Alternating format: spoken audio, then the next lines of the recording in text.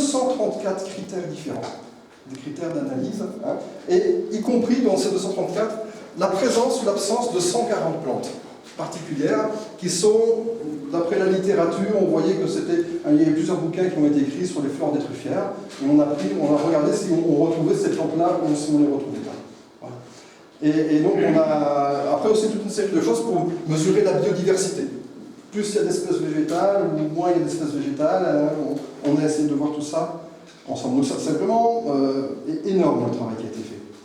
Donc voilà, on avait déjà identifié un certain nombre de plantes qui vont bien.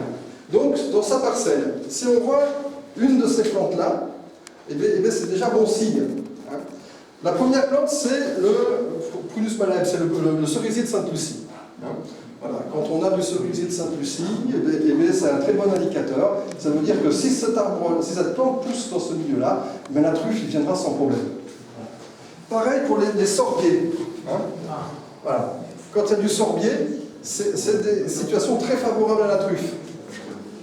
Le petit érable de Montpellier, hein, on verra dehors, là on a pas mal sur la station, hein, qui viennent sauvagement, qui repoussent. Voilà, ce petit érable aussi est un excellent indicateur. L'aubépine, hein, quand on a l'aubépine, c'est plutôt bon signe aussi. Et puis après, pourtant on l'aime pas tellement, c'est la palène. Alors c'est vrai que là où il y a de la palène, on n'aime pas trop parce qu'on se dit que c'est plutôt la brumale et que le milieu est en train de s'étouffer. Hein. Mais n'empêche que quand on est sur une parcelle et qu'on voit qu'il y a de la palène qui pousse, et surtout quand on voit qu'elle pousse en taches, ça veut aussi dire qu'entre ces taches, il y a des zones qui vont vraiment très bien. La palène est une plante qui, dans la nature, vient après la truffe. Donc si elle vient après la truffe, ça veut dire qu'avant la palène, il y a eu de la truffe. Voilà. Et si on retravaille tout ça, si on refait baisser toute matière organique, là où il y a de la palène, c'est aussi un bon indicateur.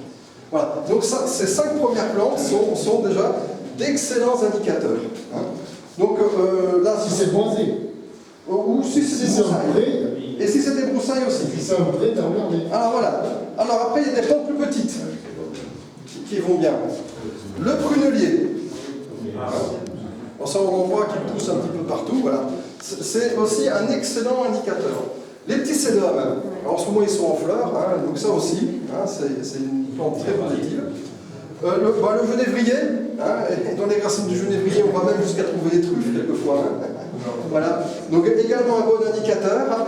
Et puis les fétuques, dans les prés. Alors un pré dans lequel on a beaucoup de fétuques et de la palène qui pousse, c'est plutôt bon signe. Et après, le pré, il est entouré d'une lisière. Et quelquefois, il y a des plantes de haies. Hein. Il peut y avoir des érables, il peut y avoir tout ça, quoi. Hein. Toutes des pruneliers, des choses comme ça. Donc le fait que ces plantes-là soient juste à côté, c'est aussi un bon indicateur. C'est pas obligé d'être exactement à l'endroit où on est. Ça peut être dans un environnement proche. Donc il faut bien repérer tout ça.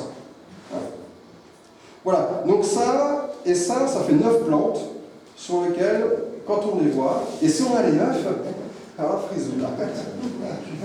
Les analyses sont même plus nécessaires. Ah, ben voilà, Alain Berger, notre président qui vient d'arriver. Bonjour, président.